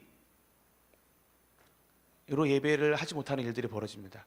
그래서 요즘 사실 예배 사역자들한테 가장 큰 문제가 뭐냐면 말씀을 모른다는 겁니다. 하나님이 진짜 쓰는 예배 팀들이 있어요. 그 정말로 아까 말했던 베이스, 하나님을 사랑하고 경외하고 기도 많이 하고 이런 것들이 있는데 거기에서 멈춘 팀들이 되게 많습니다. 진짜 제대로 된 예배팀이 되기 원한다면 한 단계 더 나가야 되는데 뭔지 아십니까? 말씀을 알아야 됩니다. 사실 예배 사역하다 보면 음악에는 집중하는데 말씀에 집중 안 하거든요. 예배 사역에 있어서 말씀이 얼마나 중요한지 몰라요. 이제 멘트의 활용에 대해서 이제 좀 이따 말할 수 있을지 모르겠지만 말씀이 베이스가 되지 않은 예배팀은 하나님께서 쓰시지 않습니다. 왜냐하면 신령과 진리로 예배를 해야 되기 때문입니다. 그 진리, 하나님의 말씀을 벗어나서 하나님의 방법대로 하나님의 뜻대로 예배하지 않으면 아무리 열심히 예배를 하고 생나리를 쳐도 하나님 그 예배를 받지를 않으십니다. 그래서 이방인들이 그 엘리야가 막 그 싸울 때 그들이 막 아무리 막 피를 흘리고 막 자해하고 별짓을 다 해도 반응하지 않았던 것처럼 우리 지성이면 감천이 아닙니다. 그런 유교소속 마인드고요. 지성이면 감천이 아니고 진리로 예배를 해야 됩니다. 진리가 뭐죠? 하나님의 말씀인데 말씀에 빗대어 기준에 의해서 예배를 해야 되는데 찬양에 대해서 가장 많이 나오는 말씀이 시편입니다. 예배 사역자들은 시편을 연구해야 됩니다. 시편의 예배의 모델들을 알아야 되고 예배의 방법들을 알아야 되고 예배의 가치를 알아야 되고 그래서 말씀을 아는 예배 팀과 예배 사역자와 그렇지 않은 팀들이 구분이 확연하게 차이가 납니다. 예배의 베이스는 음악이 아니고 말씀입니다. 말씀. 너무너무 중요합니다. 그래서 저는 이제 예배 사역자들한테 말씀을 가르칩니다. 성경을 막 무지하게 읽힙니다. 그래야 그 말씀에 의거한 그 말씀에 나오는 하나님을 이제 예배를 하기 시작하는 것이죠. 말씀을 모르면, 진리를 모르면 제대로 예배를 절대로 할 수 없습니다. 근데 여기서 예수님이 말하는 예배라는 단어가 있죠. 예배하는 자들은 신령과 진리로. 여기서 말하는 예배라는 단어가 프로스퀴네오라고 원어가 얘기합니다. 프로스퀴네오. 여러 가지 뜻이 있는데요. 제 대표적인 뜻이 프로스는 어디어디를 향한다는 뜻입니다. 어디어디를 향하다. 퀴네오는 무슨 뜻인지 아세요? 키스하다, 입 맞추다는 뜻이에요. 그러니까 프로스퀴네아가 무슨 뜻이죠? 그러면 어디를 향해서 입 맞추는 것. 예배다라고 예수님이 예배에 대한 정의를 하셨습니다. 그래서 관계가 왜 중요하고 사랑이 왜 중요하냐면 예배는 뭔지 아세요? 하나님 향해서 입 맞추는 거예요. 우리 여성 동지들, 사랑하지 않은 사람이 키스하고 싶다고 들이대면 어떻게 되겠어요? 벽돌로 찍어야 돼요.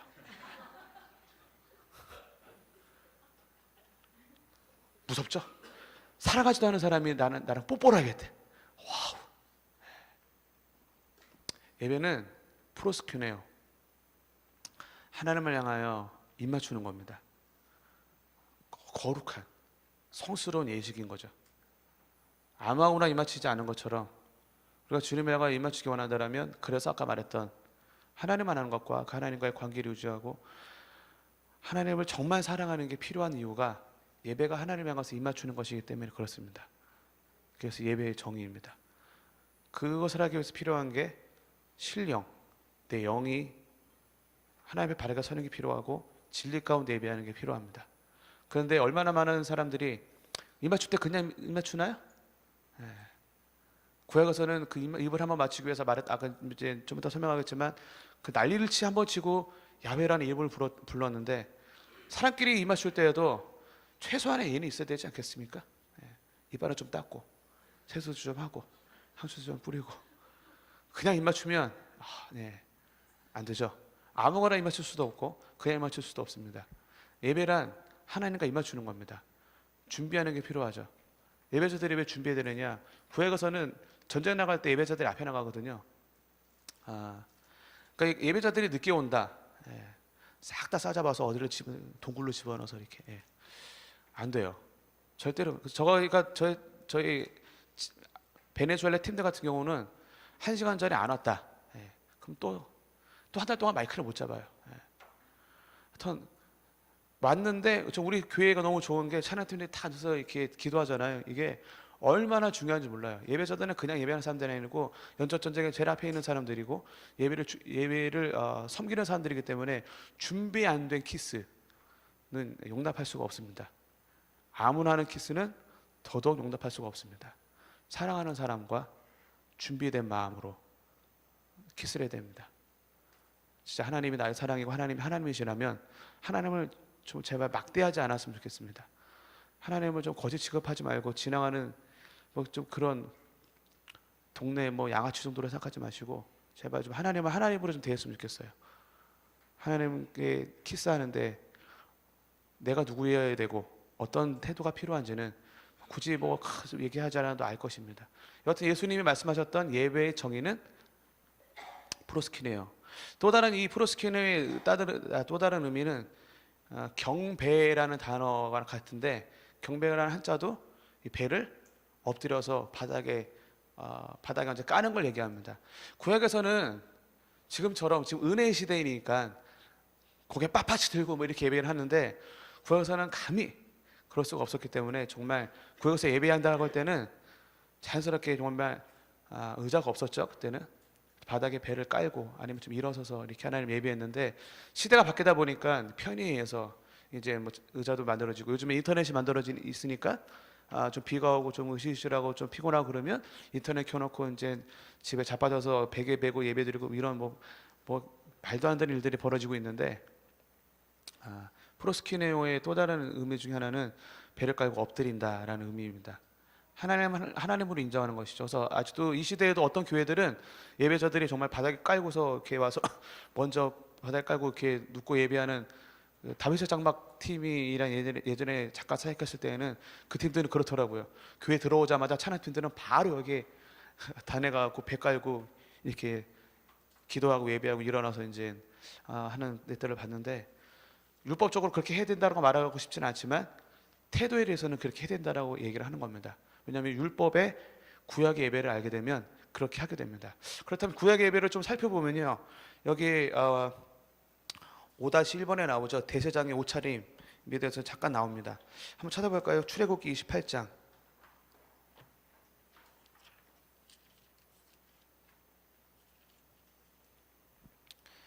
제사장 옷 만드는 얘기가 나오는데요, 제사장 옷에는 이렇게 만들어야 된다고 합니다. 출애굽기 28장 34절 35절. 그 옷 가장자리로 돌아가며 황금 방울 한 석류 황금 방울 한 석류가 있게 하라. 아론이 입고 여호와를 섬기러 성소에 들어갈 때와 성소에서 나올 때 그 소리가 들릴 것이라. 그리하면 그가 죽지 아니하리라. 그러니까 이제 이걸 설명을 해보면 여기 술에다가 방울들을 단대요. 제사장의 입을 옷에다가 이제 성소에 들어간대요. 성소에 들어가는데 성소에 죄가 있는 상태에서 들어가면 직사를 하거든요. 하나님은 거룩하신 분이기 때문에. 그래서 죽기 싫으면 레위기 이제 출애굽기와 레위기에서 이제 이런 것, 이 얘기가 쫙 나온 얘기가 제사법이 나오거든요. 하나님은 거룩하신 분이기 때문에 하나님 그 거룩하신 분에게 나아가서 죽기 싫으면 이 과정들을 다 거치고 난 다음에 맨 마지막에 그 방울에 달린 옷을 입고 지성소에 들어갈 수 있습니다. 1년에 한 번, 7월 달에 온 이스라엘의 백성을 대신해서. 그리고 예배를 한번 드리는데 밖에 사람들은 계속 주시해야 돼요. 뭐를요? 방울소리가 들리는지 안 들리는지. 방울소리가 안 들리면 죽은 거예요. 그래서 발에다가는 끈을 묶고 들어갑니다. 왜요? 죽었네? 끊어야겠다 하고 지성소를 들어가는 순간 걔도 죽어요. 그러니까 죽기 싫으면 발에다가 끈을 묶고 소리가 안 들리면 시체를 이렇게 꺼냅니다. 구약의 예배죠. 하나님을 예배한다는 게 기본적인 개념은 하나님은 하나님이고 우리는 죄인이고, 하나님은 천도주고 우리는 피조물이고, 이게 기본 개념, 하나님과 우리의 관계의 기본 개념이거든요. 죄의 싹은 사망이고, 죄가 있으면 무조건 죽고 지옥 가야 되고, 이게 하나님과 우리의 관계예요. 그런데 하나님은 살아계시기 때문에 이제 하나님의 은혜로 예수 그리스도에서 구원을 받게 된 거죠. 그런데 그러니까 그 다음에 나오는 거고, 첫 번째는 뭐예요? 하나님은 하나님이시고 우리는 피조물이고, 죄가 있으면 죽고 하나님은 거룩하시고, 죄인들은 하나님께 나가면 그냥 죽는 거예요. 이게 기본적인 하나님과 우리의 관계입니다. 그런데 하나님은 살아계시기 때문에 이제 신약으로 넘어가는 거죠. 그래서 구약의 예배를 연구하다 보면은 정말 왜 레위기에서 다 잠을 자는가? 이런 것들의 기본 개념을 모르기 때문에 그래요. 얼마나 때로는 잔인한 것 같고 때로는 복잡하고 이렇게까지 그렇게까지 그분이 하나님이시기 때문에 절대 저와는 공존할 수 없는 분이기 때문에. 그래서 정말 지금은 예배당 깨끗하죠. 구약의 예배당이 깨끗했을까요? 피비린내가 진동했을까요? 제가 그 다음에는 이제 그 속죄물 대속의 피 뿌리 레위기에 써놨는데, 그 출애굽기 하반부터 레위기를 연구를 보면은 그 지성소, 지금으로 말하면 예배당에는 뭐가 가득했냐면요, 피가 가득했습니다. 왜냐하면 죄가 사망인데 너 죽기 싫으면 우리에게 은혜의 기를 주셨죠. 내 죄 대신 뭐를 죽여야 돼요? 이제 동물을 큰 죄, 작은 죄에 따라 이제 죽이는데 죽여서 이제 휘장에 뿌려야 되고 이걸 하기 때문에 거기는 온통 피바다예요. 피바다 예배당이. 전 그걸 정확하게 이해하는 게, 전 네팔에서 25살 때 1년 동안 선교했거든요. 1년 동안 이제 네팔에서 선교했었는데 그때 덕진칼리라는 곳에 자주 갔습니다. 덕진칼리가 어떤 곳이냐면, 덕진이 남쪽이라는 뜻이고요. 칼리가 3억 3천만 신 중에 3대 신이에요. 칼리신, 죽음의 신, 여자 있죠, 여자 이렇게 막 피해 있고 그 여자가 이제 칼리신인데 3대 신 중에 하나예요. 그러니까 덕진 칼리가 남쪽에 칼리신한테 예배드리는 계곡이 있는 장소예요. 그래서 이제 단기팀이 오면 가끔 그 단기팀을 데리고 덕진 칼리를 데려갔거든요. 덕진 칼리를 가면 어떤 일이 벌어지냐면요, 거기 그 네팔은 아직도 힌두교 왕국인데 지금도 쉬는 날이 주일이 아니고 토요일입니다. 구약처럼. 그래서 그 사람들이 일주일에 2번 제사를 드리러 덕진칼리에 네팔 사람들이 다 모여요. 거기가 계곡이거든. 산이 이렇게 둘러싸여 있고 계곡 한가운데인데 산 전체로다가 엄청난 줄 행렬이 있어요. 그 계곡으로 내려가는. 그 사람들 손에는 뭐가 있을까요? 동물들. 칼리는 죽음의 신인데 죄가 있으면 죽는다라는 걸 알아요. 죽기 싫으니까 뭐예요? 구약이랑 똑같이 해요.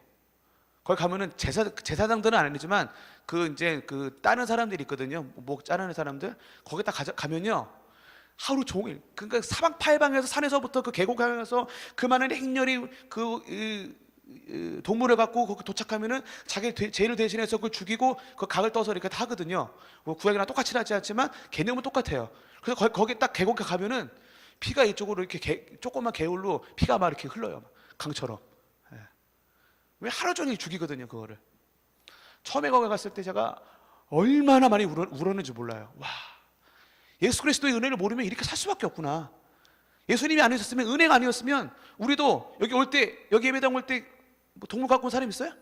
아무도 안 갖고 왔네? 안 갖고 왔으면 여기 들어오는 거 죽는다니까요. 죄가 있으면 사망이에요. 그냥 방법이 없어요. 하나님은 거룩하신 분이에요. 그래서 죄가 있으면 죽어야 돼요. 그냥 지옥 가야 돼요. 그게 유일한 방법이에요. 근데 아무도 안 죽었죠. 왜 그런 줄 아세요? 예수님 때문에. 제가 그래서 그 덕지칼리 갔다 오던 날 그 버스 안에서 하나님이 세상을 이처럼, 이런 찬양이 있거든요. 그 찬양, 요한복음 3장 16절 찬양 부르면서 얼마나 울었는지 몰라요. 왜? 은혜 때문에. 와, 예수님이 죽지 않으셨으면, 은혜가 아니었으면, 단번에 이 모든 제사를 완벽하게 이루신 예수님의 그 제사가 아니었으면, 와, 나도 죽을 수밖에 없었고, 나도 지금껏 죄를 질 때마다 그걸 갖고 와야 되는 거예요. 교회 올 때마다. 그러면 목사님은 뭐예요? 여기들 갖고 온 거 다 이게 멱다 갖고 뭐 해야 돼요? 여기다가 피 뿌리고 그 짓 하고 살아야 돼요. 근데 아무도 안 그러고 있죠. 왜요? 예수님의 은혜 때문에. 이걸 복음이라고 얘기합니다. 복음. 제가 조금 설명했거든요. 이걸 구약을 설명을 하면 할수록 은혜가 되는 거예요. 율법을 알면 할수록 은혜가 되는 거죠. 율법을 모르니까 싸구려 은혜가 파묻히는 겁니다. 하나님 나 사랑하셔. So what? 이렇게 되는 거예요. 하나님이 왜 나를 사랑할 수밖에 없어? 나를 깊이 알고 싶으면 율법을 알면 알수록 은혜의 깊이를 알게 됩니다. 은혜의 깊이를 알면 알수록 가만히 서서 예배할 수 없어요. 미친 사람처럼 예배할 수밖에 없는 겁니다. 근데 율법을 몰라요. 그러니까 오늘도 하나님 나를 사랑하시고 뭐 나를 구원하시고 참 좋네. 무슨 뭐 복음 든 것처럼 그냥 뭐 예수님 영접해 줬으니까 뭐 이런 말도 안 되는 일들이 이 땅에 벌어지고 있는 것이죠. 여러분들이 정말 율법을 알면, 그래서 제가 은혜의 보답, 율법을 더 깊이 알아야 한다고 써놨죠. 그래서 예수님이 죽으시면서 하셨던 여러 가지 일 중에 하나가 뭐냐면 만인 제사장.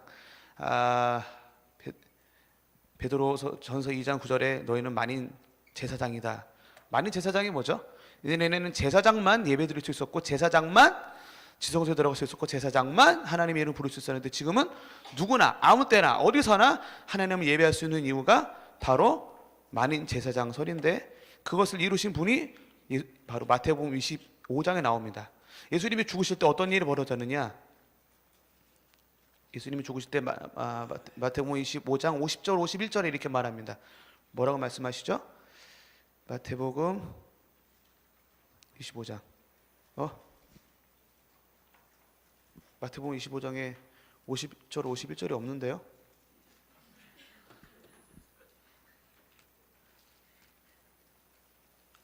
제가 이거 어제 새벽 1시 반에 준비해서 졸다가 준비해서, 잠시만요.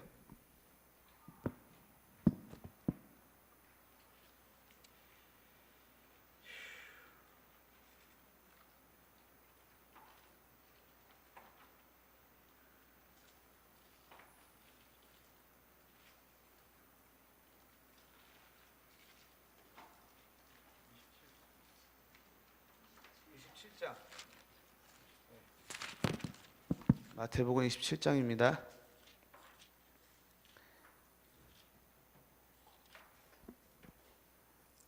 (50절) 51절. 예수께서 다시 크게 소리 지르시고 영원히 떠나시니라. 이에 성소 휘장이 위로부터 아래까지 찢어져 둘이 되고 땅에 진동하며 바위가 터지고. 이 휘장을 지나서 지성소에 들어가야지만 하나님을 만날 수가 있었습니다. 구약에서는. 그래서 이 휘장에 피를 뿌리고, 휘장은 아무나 지나갈 수 없었고, 죄인의 상태에서 휘장을 들어가면 죽습니다. 근데 예수님이 죽을 때 일어났던 일 중에 하나가 바로 휘장이 찢어졌죠. 아무나 들어갈 수 있습니다. 죄가 있는 우리도 예수님의 은혜 때문에. 예수님의 피 때문에. 휘장을 지나 담대히, 이런 찬양이 있죠. 이게 얼마나 큰 은혜인지 몰라요. 심지어 화장실 안에서도 우리는 지성소에 들어갈 수 있는 이유가 어디서든 언제든 예수님의 피 때문에. 히브리서 주제입니다. 예수님의 피 때문에 우리가 언제든지 주님을 예배할 수 있는 은혜. 그래서 여러분들이 정말 신약의 은혜의 예배를 드리기 원한다면 구약을 공부하셔야 됩니다. 율법을 깊이 아셔야 됩니다. 출애굽기 중반부터 레위기를 깊이 알아야 됩니다. 레위기 그 많은 제사법들, 이걸 이렇게 만들고 저렇게 만들고, 이거 몇 규빗에 이렇게 하고, 예배 드리는 게 장난이 아니었습니다. 보통 일이 아닙니다. 그게 우리를 창조하신 하나님 예배하는 유일한 방법이었는데, 지금 아무것도 없이 그냥 아무데서나 어디서나 주님을 예배할 수 있는 이 큰 은혜를 경험하게 되면 다 지나가겠습니다. 이런 게 필요 없다니까요. 박수 치며 살겠습니다. 이렇게 필요 없어요. 이 은혜 알면 알수록 그냥 엉덩이 붙일 수가 있는 게 아니죠. 미친 사람처럼 주님을, 저는 그 대한민국 4강 때보다 더 미치게 찬양해야 되는 게 정상이라고 생각을 합니다. 다윗은 은혜를 알았기 때문에 하나님의 임재인 성소가 들어올 때 왕인데도 불구하고 바지가 내려갈 정도로 예배했던 이유가 이게 가치를 알게 된 거죠. 하나님의 임재의 가치, 법궤가 다시 돌아올 때의 가치, 그게 뭘 의미하는 건지. 그걸 모르면 아무리 열심히 해도 안 됩니다. 예배 인도자 준비가 나옵니다. 골방 예배가 나오죠. 제가 이제 그 큰 교회에서 찬양 사역할 때, 그때 그 리더들이 계속 했던 얘기, 배웠던 게 하나 있습니다. 그게 뭐냐면, 오늘의 교회 같은 경우는 음향이 정말 빵빵하거든요. 마이클 잭슨이 한국에 왔을 때 빌려달라고 했던 그 음향, 이게 오늘의 교회 음향입니다. 어마어마해요. 그때마다 하나님이 저에게 도전하고 배웠던 것들이, 방금 했던 이 풀리시에이션으로, 이 어마어마한 빵빵한 음향으로 예배했던 이 동일한 이 찬양을 음향 없이 세선 없이 똑같이 예배할 수 없다라면 우리의 예배의 동기는 하나님이 아니고 음악이다, 음향이다 라는 걸 참 처절하게 배웠습니다. 우리가 이제 풀세션으로 막 기쁘게 찬양하죠. 그렇게 했던 그 기쁜 찬양을 이런 거 아무것도 없이, 아무런 알았기 없이, 음향 없이 똑같이 예배할 수 없다라면 우리의 동기는 하나님이 아니고 음향이었다는 얘기입니다. 그래서 골방 예배가 중요합니다. 골방에서 아무것도 없는 그 자리에서 저 큰 마커스나 어노인팅이나 큰 집회에서 프로세션들이, 프로들이 그 좋은 음향 갖고 찬양할 때 똑같이 그 같은 곡을 골방에서 예배할 수 없다라면 그 사람은 예배의 동기가 하나님이 아니고 그 분위기였을 수가 있습니다. 그래서 정말 예배자가 되기 원한다면 골방 예배에 성공하지 못하는 사람은 진짜 예배자가 힘듭니다. 저는 이제 남미에서 찬양사가 크게 하다 보니까 뭐 빵빵해요. 뭐 음향이고 뭐 그냥 세션도 빵빵해요. 그때마다 하나님이 그때 배웠던 것들을 가끔 체크하시죠. 도연아, 너 이런 거 다 없이 똑같이 나 예배할 수 있겠니? 그때 제가 담대하게 예스라고 대답하지 못하면 저는 이미 변질되고 제 동기는 이미 잃어버리게 되는 거죠. 예배의 동기는 하나님, 그 이상 그 이하도 아닙니다. 풀세션이 없어도, 빵빵 음향이 없어도 골방에서 예배할 수 없다라면 내 예배의 동기를 진지하게 체크해 봐야 됩니다. 그게 바로 골방의 예배의 이야기입니다. 멘트의 활용이 있는데요. 한 가지 스킬 중에 하나입니다. 멘트가 필요하죠. 멘트의 이유는 하나님을 기억하게 하는 겁니다. 멘트할 때 설교하시면 안 됩니다. 설교자가 당황합니다. 찬양 집회를 할 때에는 좀 길게 얘기할 수 있어요. 근데 이제 공예배 때, 그때 이제 많은 시간이 없는데 그때 멘트에 말을 많이 하면은 안 됩니다. 그래서 멘트는 짧게 하는데 멘트의 목적은 하나님을 기억하게 하는 겁니다. 하나님이 하셨다니, 하나님 우리가 어떠신 분인지 기억하게 하는 멘트가 중요하고요. 동기부여를 한 겁니다. 윽박지르면 안 되고 강요하면 안 되고 하나님을 기억하게 해서 하나님을 함께 예배할 수 있도록 동기부여하는 멘트가 필요합니다. 그런데 이 모든 멘트들은 말씀이면 참 좋습니다. 그래서 말씀으로 동기부여하고 하나님을 기억하게 하는데요. 성경 말씀입니다. 그렇기 때문에 설교가 되지 않도록 말씀을 이용해서 이렇게 멘트를 합니다. 그런데 멘트의 또 다른 활용은 찬양과 찬양을 연결할 때 멘트를 활용하기도 합니다. 모든 예배자들은 각 곡의 찬양을 완벽하게 이해를 해야 되고요, 소화를 해야 되고요, 찬양과 찬양을 연결할 때 멘트를 하는데요. 각 찬양에는 많은 주제들이 나와 있거든요. 예를 들어서 주날 구원에 쓴 이 찬양은 구원이 나오죠. 내 삶은 주 안에 있네. 하나님께 신뢰하는 게 나오죠. 내 수풀을 바꾸셨네. 나를 치유하신 하나님이 나오죠. 멈출 수 없네. 여러 가지, 한 곡에 여러 가지 주제들이 있습니다. 그 다음 곡에 기뻐하며 왕께 노래 부르리, 왕에 대한 얘기가 나오죠. 나의 창조자, 하나님 나의 창조자라는 얘기가 나오죠. 나의 구원자, 구원자가 나옵니다. 가장 귀한 나 예수님이 나옵니다. 나의 치료자가 나옵니다. 예를 들어서 이 두 가지를 연결할 때 멘트가 필요하다라면 이 두 가지, 한 곡에 여러 가지 주제가 나오는데 그 주제에 같은 주제가 나오는 부분들을 뽑아서 콘티를 짤 때, 멘트를 할 때, 그래서 모든 콘티에는 주제가 필요한데, 어젯밤 제 찬양의 주제는 하나님을 기억하는, 우리를 책임져 주시는 하나님에 대한 말씀들이 그게 주제가 돼서 거기에 많은 찬양의 여러 가지 말씀이 나오는데, 주제가 나오는데 그 주중에 저는 그 주제들을 뽑아가지고 어제 찬양 인도를 했습니다. 기억나십니까? 예를 들어서 나의 영혼의 잠잠이에는 나의 반석 되신이라는 주제가 나오고요, 어제 했던 찬양 중에. 그리고 나의 안에 거하라, 내가 너를 지명하네, 너는 내 것이라. 나의 반석 되신 하나님이 어떠신 분인가, 두 찬양 연결할 때 멘트를 하겠다라면, 나의 반석 되신 하나님은, 나의 책임져 주신 하나님은 나를 깊이 아는, 내가 너를 안다, 넌 내 것이다 라고 말씀하시는, 나랑 관계가 없는 하나님이 아닌 나의 아버지 되신 하나님이다라고, 이렇게 멘트를 할 수가 있겠죠. 그 다음에 이 찬양 연결해서 제가 빠른 찬양을 했는데요, 하늘 위의 주님밖에. 여기서 또 어떤 얘기가 나오죠? 주는 나의 힘이요, 주는 나의 힘이요, 내가 주님을 의지하리 영원히, 이런 가사가 나오는데, 나의 반석 되신 하나님, 내가 의지할 분은 주님밖에 없습니다. 그래서 내가 주님을 영원히 의지합니다. 이렇게 한 찬양에는 여러 가지 주제들이 나오는데, 그 주제들 중에 그날의 주제를 뽑아서 그 주제에 합당한 찬양들을 뽑아서 그걸 연결해서 그거를 복음성가와 경배 찬양으로 분류를 해서 콘티를 짜면 됩니다. 그리고 멘트를 할 때 말씀을 가지고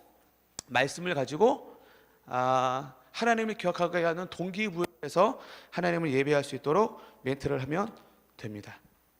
대충 이해를 하셨나요? 예.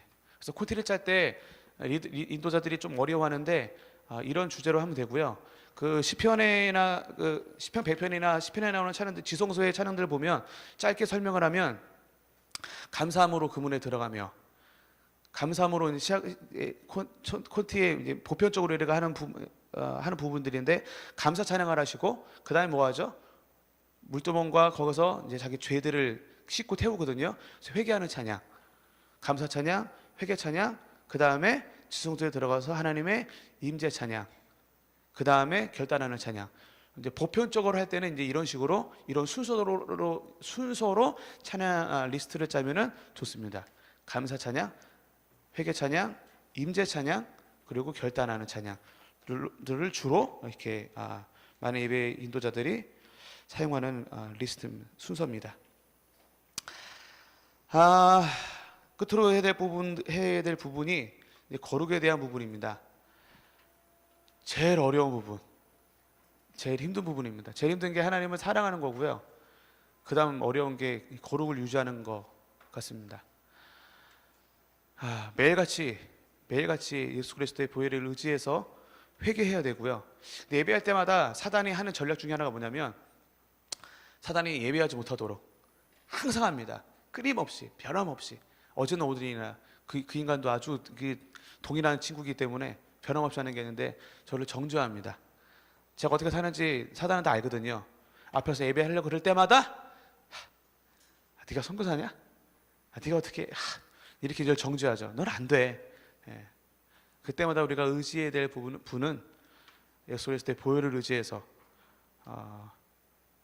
나가야 되는 게 너무너무 중요하고요. 사단의 음성 듣지 말고 그럼에도 불구하고 하나님 때문에 예수님의 은혜 때문에 내가 예배할 수 있음을 고백하고 나가는 게 참 중요합니다. 이것을 위해서 우리가 날마다 유지하는 게 하나님을 사랑하는 것과 내 삶의 거룩함. 너무너무 어려워요. 찬양 인도하고 뭐 이렇게 하는 건 너무 쉬운데 하나님을 사랑하는 것과 거룩함 유지하는 건 너무너무 힘들어요. 하나님은 거룩하신 분이고 죄와 공존할 수 없기 때문에 거룩하지 않은 예배, 거룩하지 않은 예배자나 찬양팀은 하나님이 토해내십니다. 그래서 정말 우리가 집중하고 목숨 걸어야 될 부분은 거룩에 목숨 걸어야 됩니다. 혼자 예배할 때는 저 혼자 거룩하면 되거든요. 근데 예배 TV 같이 하면은 아각 같은 사람 때문에 한 사람 때문에 싹 다 망할 수가 있거든요. 이게 이제 공동체 사역의 어려움이 여기에 있습니다. 나 혼자만 잘하면 되지 않고 아각 하나 죄져서 이스라엘이 졌거든요. 예배의 한 부분, 또 다른 부분은 영적 전쟁이기 때문에 우리 예배 가운데 승리하기 원한다면 그 예배 팀이 거룩함을 유지해야 됩니다.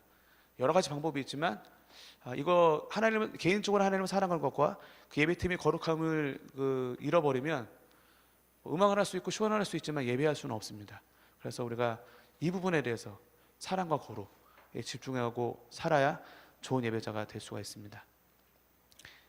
여기까지 대충 마쳤고요. 혹시 질문 있으시면 질문을 몇 개만 가지만 받고 우리 찬양 하나 하고 마치도록 하겠습니다.